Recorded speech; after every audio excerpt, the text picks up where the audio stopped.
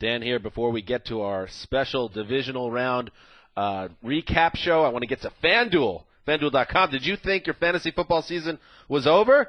Don't wait till next year. Play more fantasy football for real cash this season over at FanDuel.com. Matt Nichols from Ohio. Matty Nicks. Joey Watts turned a $25 deposit into over $25,000 playing fantasy football on FanDuel. Join him and the hundreds of thousands of other users who have already won money. FanDuel is paying out more than $10 million every week this NFL season, but there's only 2 weeks left to play this NFL season, so please don't miss out. Go to FanDuel.com and click on the microphone in the upper right-hand corner. A lot of emotion there when you're asking people, please. I mean, you mean it. If you miss out, you're going to be kicking yourself for the rest of your life, just as Joey Watts.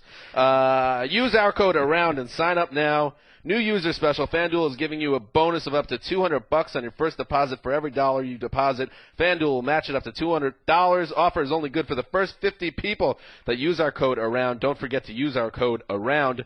Don't miss out on all the fantasy football you can handle. FanDuel.com. Sign up today. The Around the NFL podcast always goes for it on 4th and 1. Welcome back to another edition of the Around the NFL podcast. My name is Dan Hanzus, and I am joined by a room filled with some heroes. Chris Wesseling, Gregg Rosenthal. What is up, boys? Hey, Dan. Don't be disappointed about some heroes, because we got a lot to talk about and a lot of good games this weekend. What a weekend. We're treated to a great division round weekend, which to me isn't a huge surprise because this is the best weekend of the season, as we always say. Wild card weekend, B-.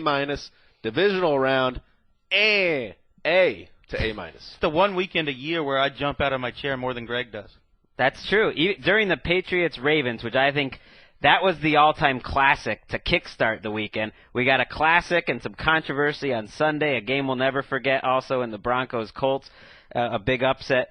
But on balance, what a nice little four-pack here. And Wes was going crazy. You were more into you were rooting on the Patriots. You were liking that. I like that. Well, the hubris of the Ravens and the media covering the Ravens really got me going all week, so I was happy to see a thrilling game and that Tom Brady kind of showed people that maybe he is better than Joe Flacco. We'll get to that game later, but with 6 minutes left, Wes just declares for the entire newsroom to hear, this is one of the top, what was it, 10? Top 10 football games I've ever seen, no matter what happens. 10 games of all time, no matter what happens the rest of the way. In fairness, when I got into the office and the game was 21-20 Packers-Cowboys, and Wes was calling it like the worst game he's ever seen. So maybe all this like hyper talk from Wes, we got to tone it down to each direction. Mark and I were comparing watching an injured Aaron Rodgers in the first half was like watching Moonlighting if, Agnes DePesto was the Inamorata instead of Sybil Shepherd. To people born after, 1988, that was a TV show with Bruce Willis. It was a good show. TV's like, what? It was some of the best on-screen chemistry you've ever seen from a couple. Wow. What the hell's going on here? Between Bruce Willis and Sybil Shepherd. It was like the defining on-screen chemistry of TV. No one that knows how to listen to a podcast has ever heard of that show. I was going to say, tune in next week when Wes breaks down the mysteries of Luke and Laura from One Life to Live in the early I don't know what that is. All right, you New York bozos. Let's get into the games. By the way, that was an Aaron Rodgers dummy call he announced. If you picked it up the mics, he was using that. He said that is not a real call. And TD, if you want to take a note, that might be a good little get to the news drop, unless I already walked on your glory. He's got a big smile. Oh, no. You're the New York bozo here. I'm the big old New York bozo. All right, let's get into the games. We'll start with the AFC, and we'll get into the big game in Denver. The big upset of the week where Andrew Luck threw 2 touchdown passes, and the Indianapolis Colts upset Peyton Manning and the Broncos, the number 2 seed Broncos, a 24-13 win on Sunday in the AFC Divisional Round playoffs. The Colts now move on to the AFC title game to play the Patriots, so there will be no Manning-Brady. And listen, first of all, I hate myself and I want to die because I talked all week how I thought that the Colts, I was the one, You're going to lead with this. Yeah, I thought this was the Colts, they were going to steal this game. I chickened out and changed my pick to the Broncos on Saturday. I'll never forgive myself. Cost me the perfect playoff. Right, you were 7-0 before that. 7-0 going to the game. I hate myself. I want to die, but let's try to get past that collectively because I know it's on everyone's minds. Let's talk about the game. Wes, Peyton Manning, Andrew Luck, passing the torch game, yes or no? Yes. we have to be careful with the term passing the torch because you mentioned this in the video we did, which will be up on NFL Now. Sponsored by TD Ameritrade. Wow. That's not even true. Can you do that? Can you give free advertising to a sponsor? We're official sponsor of the NFL. Send us money. Joey Watts. As long as MVP Aaron Rodgers is in the league, and as long as Tom Brady is going for his 9th AFC Championship game, he's not really passing the torch as the NFL's best quarterback, but definitely from one Colts legend to another, and a guy who, in luck, could end up breaking Manning's records down the road. What a strange experience it had to have been for Colts fans to be on the other side of a Peyton Manning one and done. I know we'll get into the whole game, but just the emotion, because I don't think people appreciate how much they love Peyton Manning. I mean, that's the greatest player that they've ever seen, and they like him even more as a person, and yet here they are with the young gun who just easily outplays him, and they must be having flashbacks to some of those early Manning losses and some of the worst moments of Manning's Colts career and just be like, man, I'm glad that guy's not our quarterback anymore. This one was a little bit different. We knew going into this game, this was part of our analysis. Peyton Manning isn't the same player now as he was at midseason. And you could tell he was lifting floaters down the sidelines over and over again off target, and it was just a different quarterback. It was amazing to watch how the game broke down, too, because in the first half, Manning and the offense repeatedly tried to beat the Colts deep, and it wasn't working. He was throwing those big floaters, and they were just, not terrible throws, most of them, but just out of the reach by a yard or two.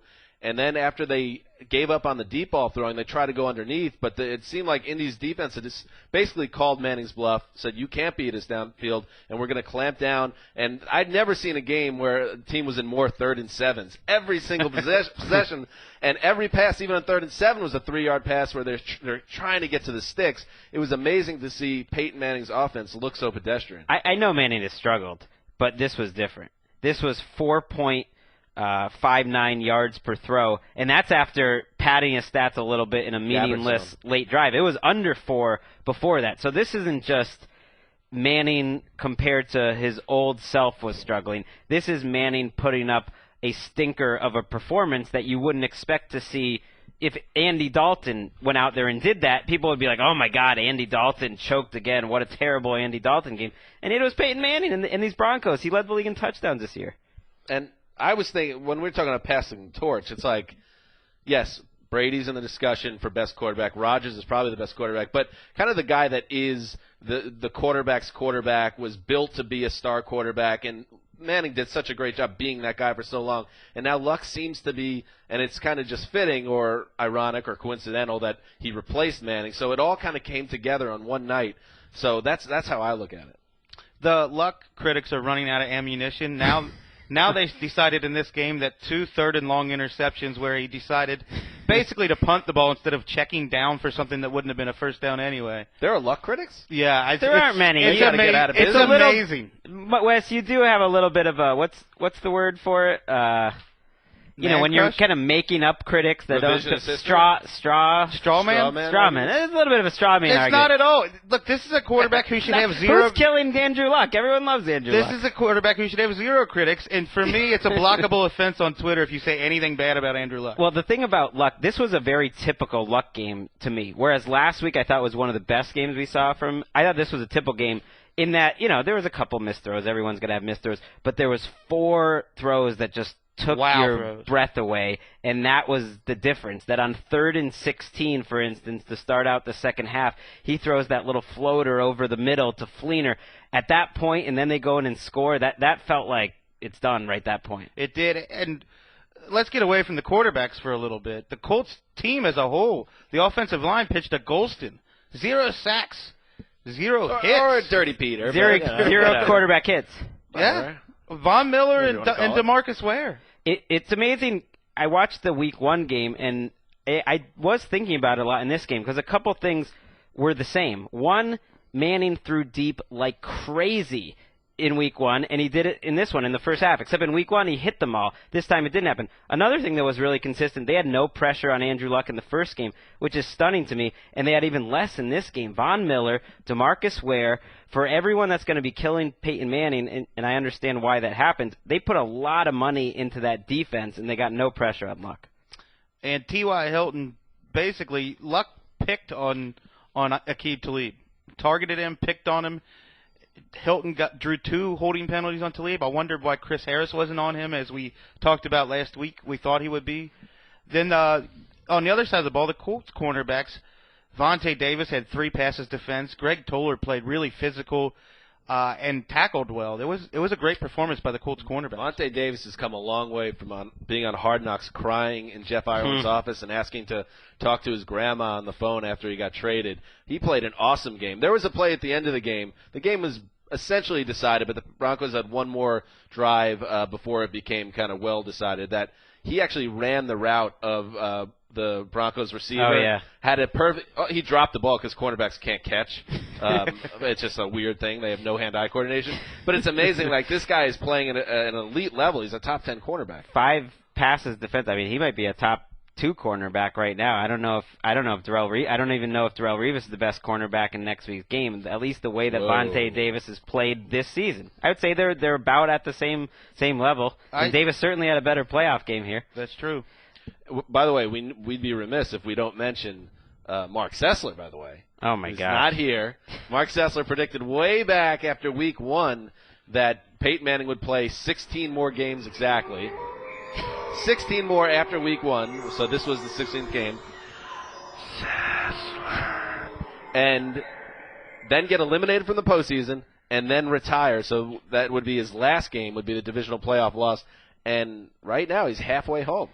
And it sounds like Manning is considering it, because they asked him after the game. Calm down with that, but okay, go ahead. No, there's no calming down. He is right, considering it. They asked him if he's committed to playing next year, and he said he couldn't answer that question. Jim Nantz and Phil Simms, who had a conversation with him before the game, and to me this is the smoking gun, he said, I need to see what happens, take some time, and this is before they even played, see who's here next year. So I think he's talking about Adam Gase, that he doesn't want to learn a new system. And I think by the time people hear this podcast, or by the time we do another podcast, Adam Gase is going to be the Denver Broncos head coach, if I had to guess. And John Fox will be out. Gase is lifted up. I mean, we don't know. To keep Manning. To keep Manning in one sense, and to have a long-term coach that maybe you like better than John Fox. This is another offseason in which Elway's going to have to reload. Wes Welker will be gone probably. He's a free agent and really lost his game this year. We think Gase and Manning will be back together. If I had to guess, yes, but it wouldn't stun me if Manning retired at this point. Julius Thomas and Demaryius Thomas, both free agents. Basically, Elway went out and bought a defense last year and then watched his offense become its Achilles heel in the playoffs. And by the way, one more thing about Manning and retirement. I said this to you downstairs, Greg. If there was ever a guy that was locked in to do a Derek Jeter retirement tour, it's Peyton Manning. You're right. walking away without letting everyone know first. And I don't even fault him for it, but he seems like a guy that's going to let everybody know this will be my last year and then soak up the accolades. Well, not to mention, he played well. There's nothing that he could possibly do for the rest of his life that could replace the love he has for football, and he's going to get paid $19 million next year. There's a lot of reasons to come back. But I think one thing that has to concern Elway is this game. The craziest thing about this game was it wasn't as close as the score indicated. No, I thought it should have been a blowout. The Colts were significantly better in just about every aspect, and they really could have beat the Broncos by more. And the thing I'll remember, more than anything, I think, is that 8-minute drive they had to finish off the game. It ended up just being a field goal, but the fact that they just ran the ball down the throats of the Broncos with Boom Herron to win the game, it was really impressive. I wrote about it also, about that. You know, it must have been hard for Manning to be there on the sideline watching what he'd done for years and years to teams, just like a long, perfectly managed drive that chews up a lot of the quarter and takes them to a win. Now he's watching this young guy doing it. I mean, he has to be feeling his football mortality, because that's the other thing about him. You know, Elway's going to do a lot of work, obviously, to retool the team, and maybe they'll get the coaching staff set up so Manning comes back. But is Manning any good anymore in that elite sense? I mean, the guys, some of those deep balls, like, you know, Wes, you could throw better than that guy. I think I might be. The mailman could do it. Stop. It is that is the X factor, though. If he doesn't feel physically that he can compete at that high level, that's the thing that could just stop him from playing. I'm not willing to go there as far as him being washed up. We don't know what he's dealing with physically, and I'm just not willing to say this guy should retire or he's not that great anymore. All we can say is that what we saw the last 2 months of the season, he wasn't great anymore. Right, and credit goes to the Colts. That drive, for instance, and the way that you talked about it downstairs, that their defense is better than we give it credit for, that it's had some good performances, especially down the stretch here. And that drive when they ran the ball, that was the drive that made me think, all right, I mean, I kind of wanted the Colts to win here because I liked the story, and I thought maybe it's an easier matchup for the Patriots, but maybe it's not an easier matchup for the Patriots. It's Andrew Luck and a defense that's playing its best ball of the year. Like Peyton Manning, I'm not going to ask you to give me an answer now, but start thinking about the pee your pants scale for Andrew Luck. It's low. It's going to be low. You can't if you're a fan. Think about it. If you're a fan, and we'll talk about it, but if you're a fan after that game, how can you not believe in your team? That's all. All right. Oh, yeah. All right, so the Colts move on to the AFC title game, and they will play, as we've alluded to, the New England Patriots. Gregg's boys with an amazing come-from-behind win, a 35-31 victory.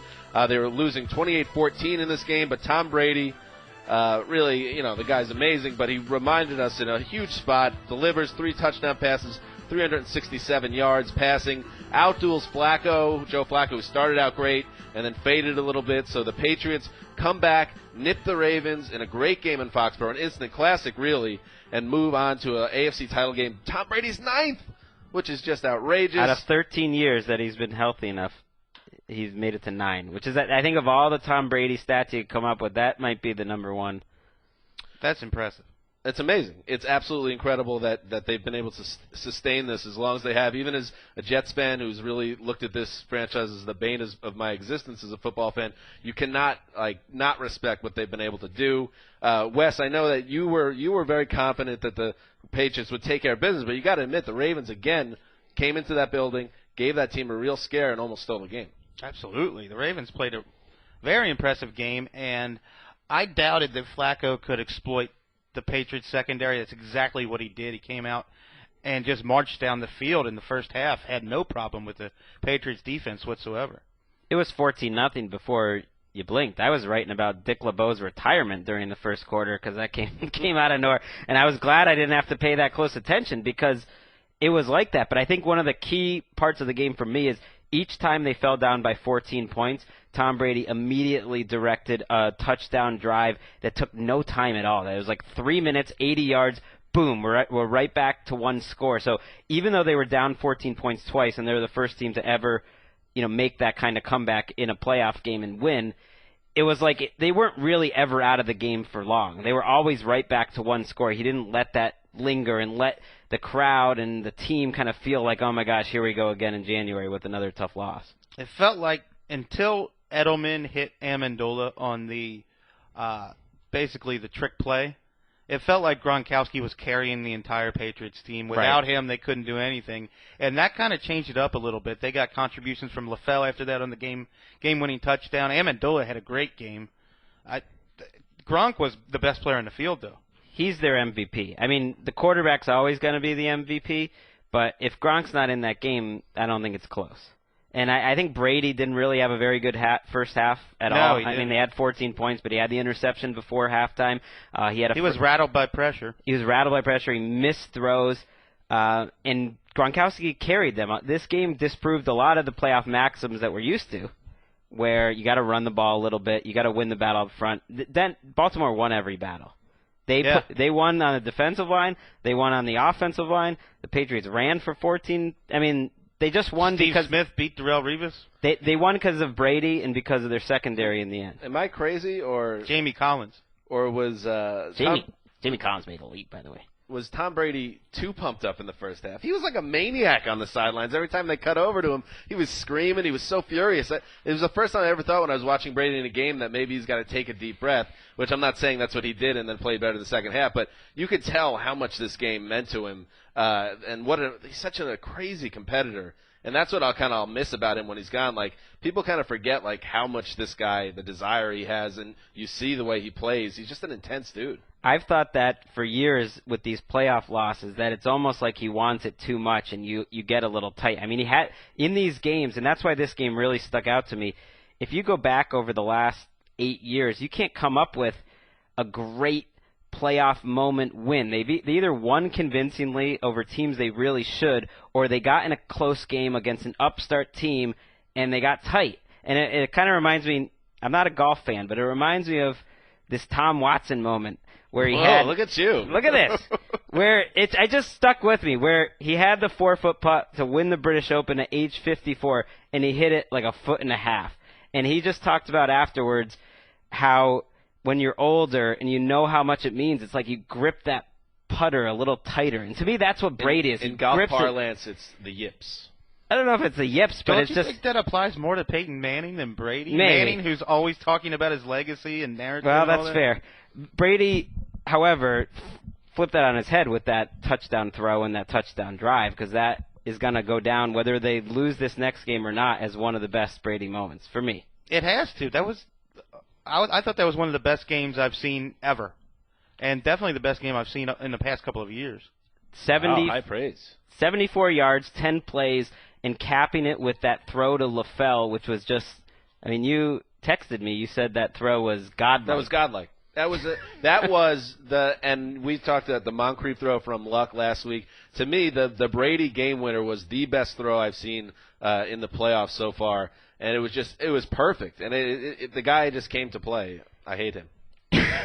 And they haven't had a game like this. It's the biggest comeback in playoff history. And if you look over all their wins over the last 10 years, so the only one that I could come up with that was close was 2000, after the 2006 season, when they go to San Diego and win. That's always been my number one favorite Super Bowl win by the Patriots, or Super Bowl season. That was incredible. And this is similar, and that's why, as a fan, I'm at least going to be overconfident now, because I think if you get a game like this out of the way early, where you're totally tested, that this team should feel like they can win in any circumstance. One thing that will be overshadowed because of the Ravens' loss, I think this could have been a fourth down revolution in the NFL. Jim Harbaugh and Gary Kubiak go for it 3 times on fourth down, show huge onions, convert all 3, and I feel like basically exposed a lot of conservative coaches as doing things the wrong way. And I think it will get swept under the rug now, but that would have gained a lot more attention if the Ravens won, and I think a lot of coaches would have said it's smart to go for it. I hope you're right. It's funny you say that, too, because you often hear the announcers in these playoff games say the same thing. It's like, hey, man, playoffs, go big or go home. But, just because it's a playoffs doesn't mean that you should be going for it on fourth down and you wouldn't be going for it in October. I would think these teams should always have that outlook. Yeah, there's that sentiment from announcers, and then on the other hand, there's Phil Simms. Who wants you to punt every time. And I heard I heard some criticism after the game, really everywhere, of Flacco kind of going for it on that touchdown. I mean, on the last interception, which, in the end wasn't a good throw. It was a nice defensive play that he should have, kept going underneath, not go for the big play right there. And I'm thinking, have you watched this guy? Yeah. Are you kidding me? That's why he's here. Is because in his DNA. He's made those throws, and he's gonna go for it. And he got beat that play, but he had a great game overall. He did. From Wes's excellent wrap-up piece from Saturday, he writes that the Patriots abandoned the run like a derelict shack in an overgrown forest. Do you have to pay Sessler royalties for a forest reference? A lot of people asked me. I got at least 6 or 7 comments on Twitter. Really? Asking if Sessler ghost wrote that for me. That's awesome. TD, how we doing with my forest sound drop? Oh, it's on its way. It's coming. Good. Yeah.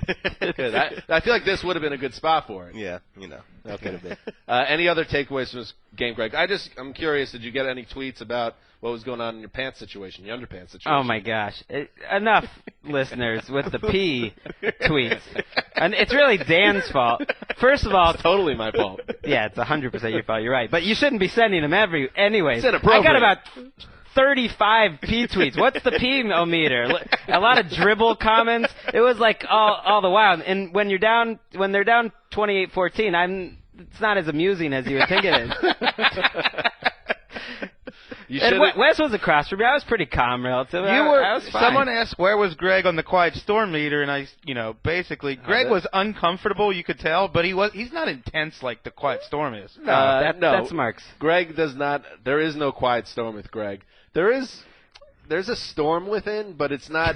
It's neither quiet nor loud. It's just something. It's just bubbling. Well, you can feel it. Part of it is that Greg's not quite as fanatical of a Patriots follower as he was back in the day. Well, that's what he says. During this game, I was saying that I'm tired of being a fan at all, almost. Like, I don't like giving over. It's been such a hard dozen years for you following the Patriots. Just wait until Tommy Boy's gone. That's not even what I mean. It's just like I enjoy football. Like, that love has only grown as I've been reading it. I Come don't to need the dark side, I don't Greg. need these crazy Root for emotional football ups instead and of a team. downs. Yeah. Who needs it? I've heard Sessler say the same thing, by the way, that he's been hurt too much. I do look forward to the day where there's 3 agnostics and me just like for the pure love of the game, the only guy as a team anymore. I could see Greg coming to the dark side. I don't think there will ever No. be a day when Mark gives yeah, up the I Browns. don't think so either. By the way, one final point, and this is totally off topic, but we've taken a lot of heat from ourselves on the Making the Leap list. Okay. Jamie Collins. That guy's a monster. Not only has he made the leap, Chris Collinsworth said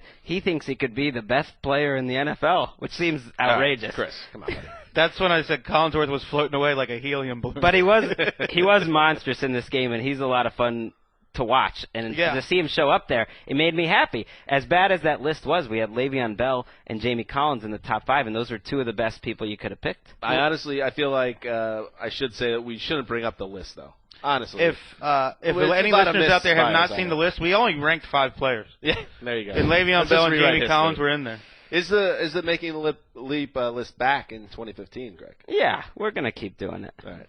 If Mark was here, he would be firing away his opinion on it, and it would be in direct opposition. But anyway, that is it. That's the AFC side of things. So we got the Patriots and the Colts on Sunday afternoon in Foxborough. That will be fun. Let's move to the NFC, and we'll start in Green Bay, Wisconsin, Lambeau Field, where the Cowboys had their chance to get back to the NFC title game for the first time in ages. And for a while, it looked like they might do it. They jumped out ahead, but ultimately it was the Green Bay Packers' day. They rallied back from an 11-point deficit. Aaron Rodgers on that bum calf still delivered through 2 fourth-quarter touchdowns.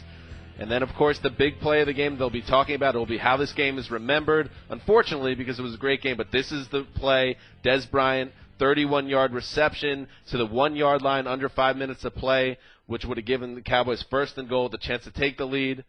The flag is thrown by Mike McCarthy. The play is overruled in accordance with the NFL rulebook. It was not a catch, even though it looked like to the layman that it was a catch. Green Bay salts the game away, and that's it, 26-21. The Green Bay Packers move on to Seattle in the NFC title game, and the Cowboys go home in excruciating fashion. Greg, does God hate Tony Romo, or at least the football gods? The football gods hate Tony Romo. What does this guy got to do to get a break? I mean, one of the greatest moments of his career, a great performance in Green Bay, 15 for 19, over 10 yards per throw. He goes for it on the 4th down, makes a great throw. Bryant makes just as good a catch, and they overturn it, and he never gets the ball back. I think what's overlooked in that whole ending sequence was the fact that the game ended on a tipped pass throw from Rodgers that ended up a 1st down. If that thing hits the ground, the Cowboys get the ball back with a chance to either tie the game or maybe Crosby misses the field goal. Maybe they punt it, and maybe it's to go win the game. I would have loved to seen that.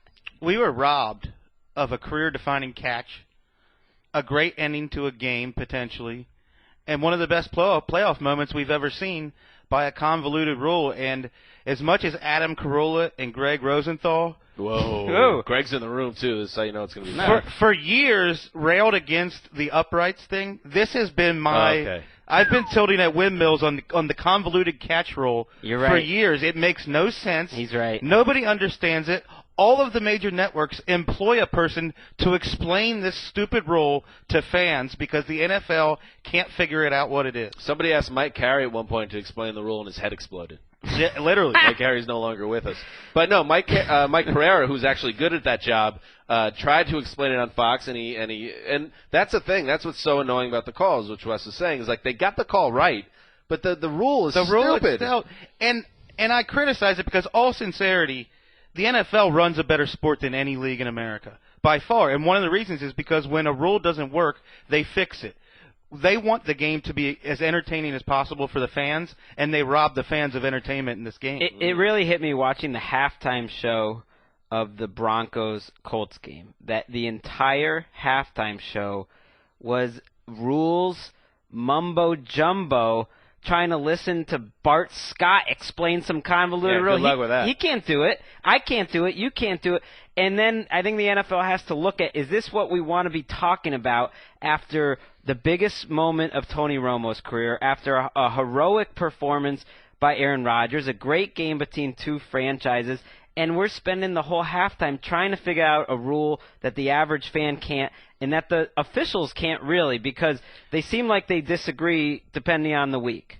I agree. It's not called consistently at all, and nobody knows what a football move is at all, even if that was applicable to this situation. The rules are too convoluted. They need to be more basic. Even if it is, he had to make some type of football move or whatever the archaic wording they're using. He was reaching for the pylon. That's a catch, and then the football move. It drives us crazy. But let's talk more about the game and get off that, because it was a really good game. I know, Wes, you disagreed. You thought it was a little shaky. Early on. The first half I thought was incredibly boring. Because Aaron Rodgers, and I tweeted about this earlier in the game, once we saw that he really, and we all suspected this could be the case, that he would have trouble moving in the pocket and escaping the rush. Once it became clear that he wasn't going to be able to move around too much and he needed that line to hold up, this game was anybody's game. There was no longer a favorite in the building. And it's just a testament to him that he was able to adapt the way he did and deliver such a great performance in the second half. Looking at the box score, you would never know he was injured. No. 316 yards and 3 touchdowns on 35 throws. You would have never known, and yet he was totally diminished. It's because he completed his last 10 passes for 160-something yards and 2 touchdowns. Every single one of those was a completion. He caught fire in the second half. And to give Jerry Jones credit, when he talked about that he thought it was a catch, he was talking about, he was worried about his defense. That can our defense stop Aaron Rodgers and hold on to this lead that we're about to get? And that is the right thinking, because Dez Bryant makes that catch, then they go in and score the touchdown. I have no confidence that the Cowboys are going to be able to stop. Obviously, we would have liked to seen it, and the whole game changes. But I think the Packers, in the end, their offense was the best group on the field. They were the better offense overall than Dallas.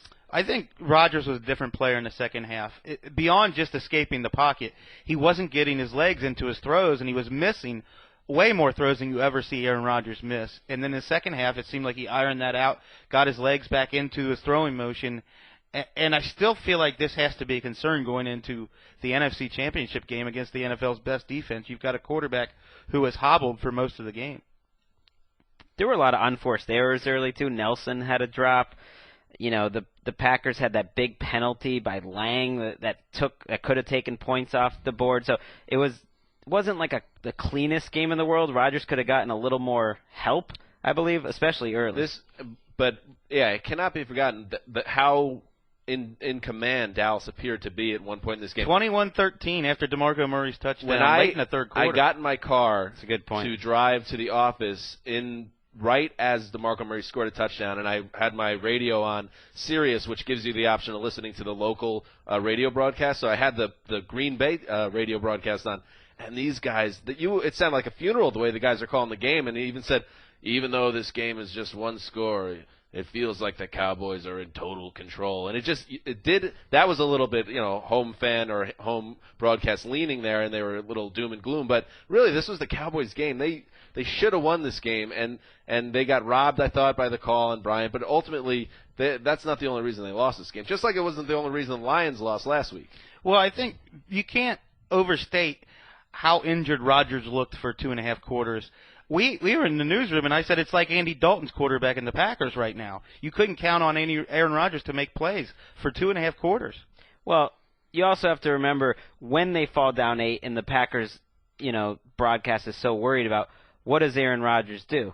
He does a 90-yard touchdown drive in less than 3 minutes. Very similar to the type of responses that Brady had. So that's the MVP of the league and your best player stepping up. They had 2 third downs on that drive.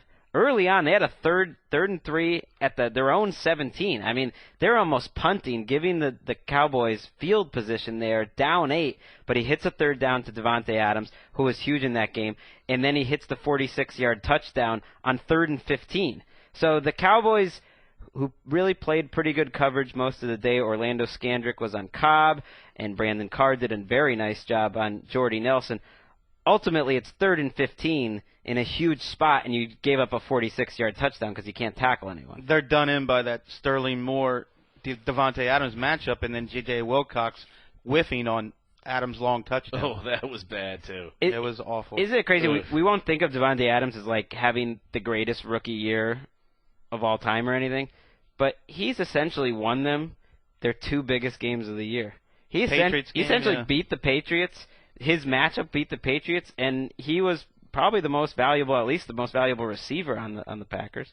His run after catch ability was really impressive today.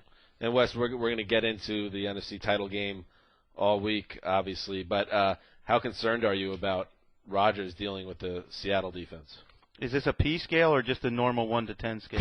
We'll hold off on the P scale. This is just normal, non-urine-based scale right now.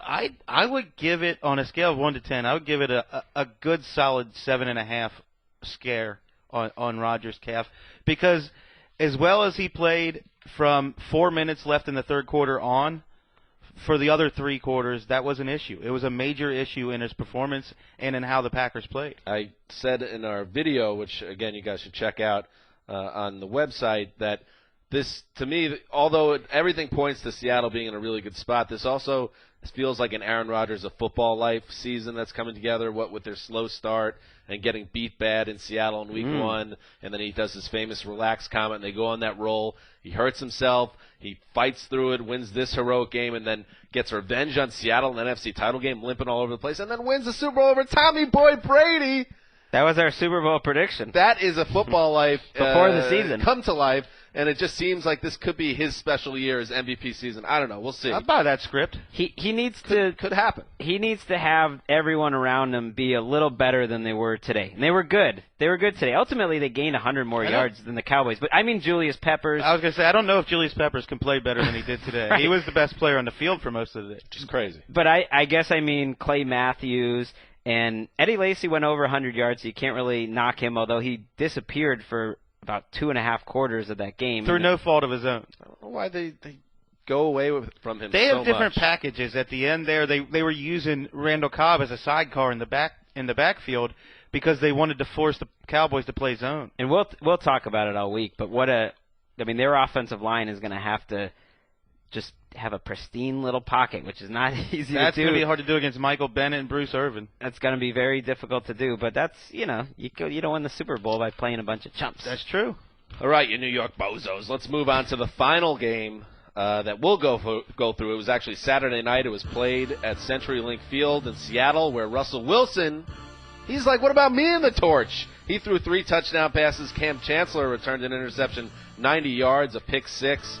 And the Seahawks took care of business, beating the Panthers 31-17 to move to the NFC title game for the second straight year. That's right? Is it third or second?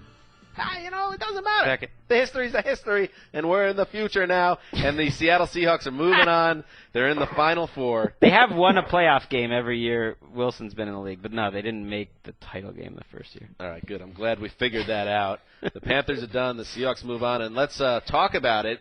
We have on the phone from his New Jersey haunted mansion. He was in the gentleman. He's obviously in great peril once again, as you could hear. He was in Seattle. I don't know where Greg is getting this money, but Greg flew out Connor from Jersey to Seattle to cover this game for Around the NFL, and Connor, of course, got the job done, did a great job. Connor Orr, what's up, buddy? What's happening, everybody? Oh, man. Hey, Connor. Hey, so I was in Seattle for the week 1 kickoff game, and which was a real fun experience because it's such a great home crowd, and that was week 1 defending the title. What was the crowd like there yesterday? It was insane. I talked to a couple people who said when Cam Chancellor kind of sealed the game with that pick 6, I heard a couple fans, like I like to walk around with the fans like after the game if I could catch some of them on the way back just to hear what they were saying. And a couple of season ticket holders said that they had never heard the stadium that loud after the Cam Chancellor pick 6. And that's saying something since they seem to continuously one-up their Guinness Book of World Records status in that stadium. And this was a game where I thought Carolina really, for a 500 team that nobody thought gave any chance this game, they at least made it interesting into the fourth quarter or into the second half. But there was never a moment, Greg, I would think, where you ever thought, wow, is this a game they could steal? Was there? No, but it's easy to forget that it was a 4-point lead going into the fourth quarter, and it struck me how similar all these Seahawks home games have been lately.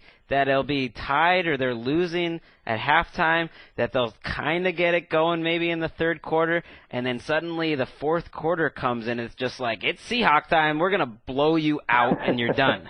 So it reminds me of Swingers, where Vince Vaughn's character is talking to what's his name? Jon Favreau. Jon Favreau, and he's like, you got these bear claws, and you're just pawing at him with your bear claws, but you got these big claws. You got to tear them apart. You don't want to hurt him. You're just playing with him. You don't want to hurt him. What do you think was more impressive, Connor? You're a bad man. Cam Chancellor and the defense, especially the secondary, or Russell Wilson? Well, I think it's twofold. I mean, Cam Chancellor, we all sort of took a step backwards. We watched him blow up Mike Tolbert. Oh, man.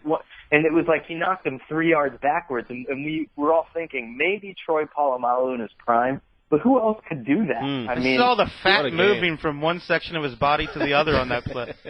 He's big-boned.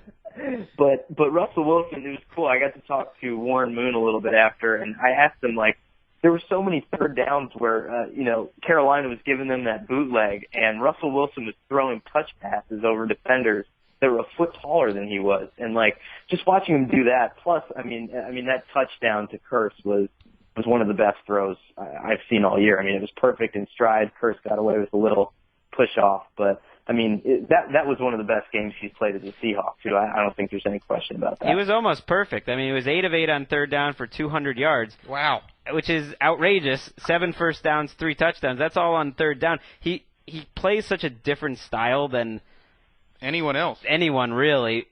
But it's so efficient. You have less chances to make big plays, but, like, every chance he had to make a big play, he basically did it in this game. He did, and then you have that backing of Marshawn Lynch. So it's like you can do what Russell Wilson does, which is essentially like a game management on steroids, and then he can pop something like he did to Doug Baldwin, where they bring the safeties down and he has a one-on-one or something like that. But it's just a great formula they have right now, which is why I'm almost curious to see what they'll do as far as upgrading skill positions in the future, just to see if they think they need to give him more weapons, because I would love to see what the score would have been on Saturday if Percy Harvin was still on that team. Paul Richardson tore his ACL in the game, but Marshawn Lynch, I mean, again, we talked about it a little bit last week. If they were thinking about moving on from him, and I know he's a bit of a pain in the ass or whatever, but if you were thinking of moving on, again, it just every time he touches the ball, the crowd goes nuts.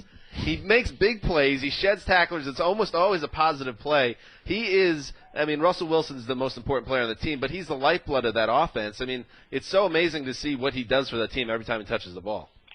I was thinking the same thing. I mean, I think it would be so naive to think that Turbin or Michael could just come in and the two of them could combine to do what Marshawn Lynch has done. I mean, I've just never seen kind of an evasiveness like that from a running back before. And then it's also like you said, kind of the personality that fits somehow in that puzzle that is their locker room. And it's like, he's just every bit Seattle right now. And like they serve Skittles in the press box. The writers. Well, you went out to dinner with Doug Baldwin. Look at you. And the night before. I mean, that's some big timing reporter news. Like, well, first of all, tell us about that. But what do you think his teammates would think if they got rid of Lynch? Wouldn't they be furious? I want to know what his teammates would think about Connor Orr getting lunch with Doug Baldwin or dinner with Doug Baldwin. Well, first things first. Doug had a smoothie, so it was all good, I honestly think that they would roll their eyes to it, because it's like, Russell's going to get the big contract. We all know that. Next year, there's a 99% chance he's the highest paid quarterback in football. But I just think that still at some level, like the way that he operates compared to the way that Marshawn Lynch operates, I think that Lynch is so much more kind of an emotional barometer for that team. And I think that Snyder and the rest of the Seahawks would be so wise to really find whatever spare room they have in the cap to give him like a nice 2 or 3 year deal, something a little bit more than he's worth, just to kind of appease. I think that would go a long way towards helping everybody else out. Well, I think the Seahawks did plan to move on, but NFL plans aren't written in stone. They flow like a river, and they have to adjust now, because they thought Lynch would be on the decline because his numbers the past couple of years showed that he was declining, and then he goes out and has his best year, was a bigger part of the passing game, more integral to the offense. I think they have to adjust those plans, and I think they will.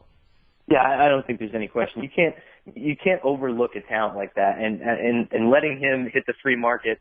He just seems like the kind of guy that would try his best to stick in the division and just try to stick it to the Seahawks twice a season every year. Especially if they win. Especially if they win a title. I mean, this is a story that's just starting, really, for them. I mean, they have the pieces. It's insane how they have 7 or 8 different players on their defense that feels like that guy can take over the game. I mean, Bruce Irvin continued to play really well. I was impressed with Cliff Averill. It's like everyone is playing well for them. Connor, because I don't know if we'll get to talk to you before next Sunday's show, I'm curious if you think being in that building, being in that locker room, getting lunch with a star wide receiver, do you get the vibe that there's any way a team will go in there and steal the NFC title game away from them? I think so. I mean, there was one point when Carolina kept it close, and I think the second time that they scored, the stadium actually did go quiet. I mean, there are times when the crowd can be taken out of the game, and I think that they can be neutralized. It's just a matter of can a team go blow for blow with something like that? And I do think the Seahawks are very beatable, especially between the first and third quarter. Like Greg was saying, in the fourth, if they have a slender lead or it's close, I don't think it's a question, but. If you're up 2 touchdowns in the fourth quarter, I think you have a decent shot, or even 1 touchdown. I think you have a decent shot at taking a team out. All right, Connor, thank you. Excellent stuff from the doomed Connor Orr, who really is the only true reporter in the group. Let's be honest. This guy, he's the goods. So thank you very much for the great work, and Greg will be sending you now on his dime to Acapulco. Congratulations. Fantastic. All right, See you, Connor. Thank you, buddy. See you guys. All right, before we go, Wes, I'm going to put you on the spot because I find you to be a scientist, so much so that I call you the scientist at times. All right. There are 4 quarterbacks remaining, okay? And this might be one of the great Final Fours in the history of the league at the quarterback position. Tom Brady, Andrew Luck, Russell Wilson, Aaron Rodgers. In less than 5 seconds, put them in order.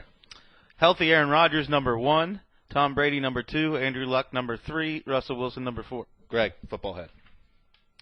Right now, Yes. Rodgers. I think, I do a ranking system. I know I've Time's ruined up. it. What was your fourth one? Russell Wilson. I do I do these year-end rankings, quarterback index, and for there it was Rodgers, Brady, Luck, Wilson. But for right now this week, I think I would take Luck over Brady. So you think the Colts are going to beat your team? No. Oh. I don't. TD's shaking his head. It feels like he has a hot take back there. What? No hot take. I'm just saying, like Brady, it's more like a lifetime achievement award. I know he had a great, he had a couple of good moments, but I might take Wilson and Luck ahead of Brady after Rodgers. I'm just saying. Brady being severely disrespected for the Brady had second a week great in a row. Brady had a Very great. progressive guys. He's an assassin. Don't forget I agree. Who has the best body language? Oh, Russell. No question. I'll take Russell. Well, you don't Russell, like no Tom question. Brady's body language? Well, he did have his head in his but hand. yeah, he does get a little pouty He sometimes. sulks a little bit. Yeah, he does get a little pouty sometimes. Luck's good as well. There's a guy who gives. They're gap. all 4 great body language. Well, But Rodgers, no. Rodgers is not top 10.